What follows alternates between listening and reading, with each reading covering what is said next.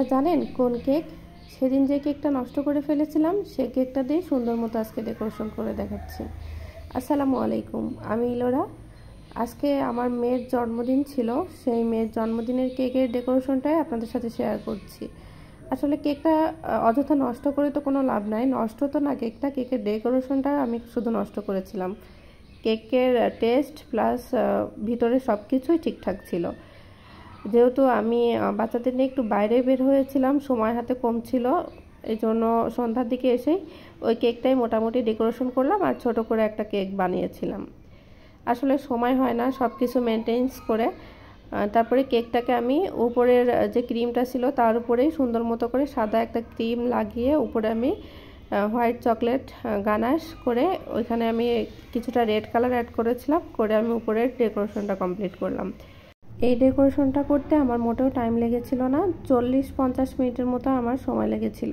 আসলে কেউ যখন আমার মতো করে ডেকোরেশন করতে দেয় তখন আমার সময়টা একটু কম লাগে, আর যখন কেউ রেফারেন্স হিসাবে পিকচার দেয় তখন আমার টেনশনটা একটু বেশি হয়, কারণ রেফারেন্স অনুযায়ী সেই পিকচারের ছবিটা ডেকোরেশন করতে।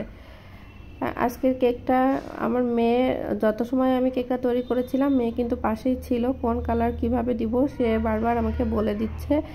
রেড কালারের পুতুল হবে, রেড কালারের জামা হবে, রেড কালারের ক্রিম হবে, এগুলো সব বলে দিচ্ছে। আমি যখনই ডেকোরেশন করি ও তখনই কিন্তু দেখে যে আমি কোনটাতে কি দিচ্ছি। সে এখন বলে যে আমার কেকে রেড কালারের সব কিছু চকলেট দিবে, রেড কালারের সুগার বল অ্যাড করবে, প্রজাপতি দিবে। সে সব কিছু খুঁজে খুঁজে নিয়ে এসে আমার হাতের কাছে দিচ্ছে।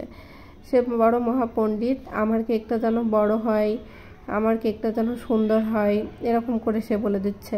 যখন কেকের লাস্ট ফিনিশিংটা আমার মেয়েকে দেখালাম, আমার মেয়ে তো মহা খুশি, এবং ওর বাবা আসলে বলে যে দেখো আমার জন্য একটা পরী বানাইছে আমার আম্মু।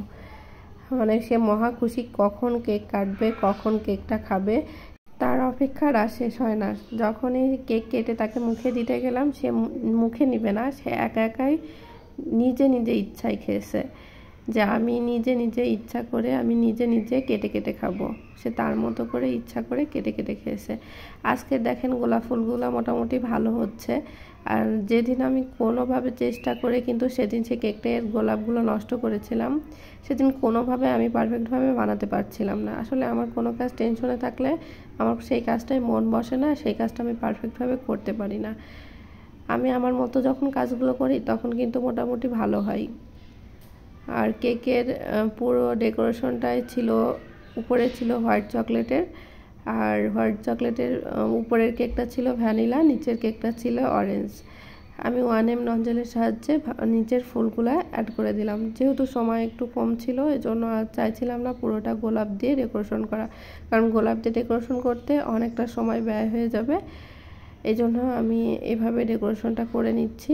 কেউ কি বুঝতে পারছেন সেদিন যে ডেকোরেশন করা কেকটা নষ্ট করেছিলাম সেই কেকটা দিয়ে মেয়ের জন্য এত সুন্দর কেক বানালাম? আসলে আমি সব কেকের কাজগুলোই চেষ্টা করি মোটামুটি ফুটিয়ে ওঠার জন্য, জানি না কতটুকু ফোটাতে পারি, তবে চেষ্টা করতে থাকি। আমি আমার ডলটাকে, যে ডলটা আমি মডেল হিসাবে নিই, সেই ডলটাকে সর্বোচ্চ চেষ্টা করি তাকে লিপস্টিক পরিয়ে, টিপ পরিয়ে, সব কিছু হাতের ব্রেসলেট পরিয়ে গলার কাজটাকে যথাসম্ভব ফুটিয়ে তোলার জন্য। জানি না আমি কতটুকু পারি, তারপর আমি চেষ্টা করতে থাকি। তারপর একটা হ্যাপি বার্থডে টপার দিয়ে দিয়েছিলাম, মাথায় একটু ব্যান্ড টাইপের করে দিয়েছিলাম, ওর উপরে একটা প্রজাপতি বসিয়ে দিয়েছিলাম, চারি সাইডে 4-5টা প্রজাপতি বসিয়ে দিয়েছিলাম, কিছুটা গোল্ডেন কালারের সুগার বল দিয়ে দিয়েছিলাম। আমার কেকের লুকটা কেমন হয়েছে অবশ্যই জানাবেন। এই কেকের ভিডিওটা কেমন লাগলো, আর ভিডিওটা ভালো লাগলে অবশ্যই পেজটি ফলো দিয়ে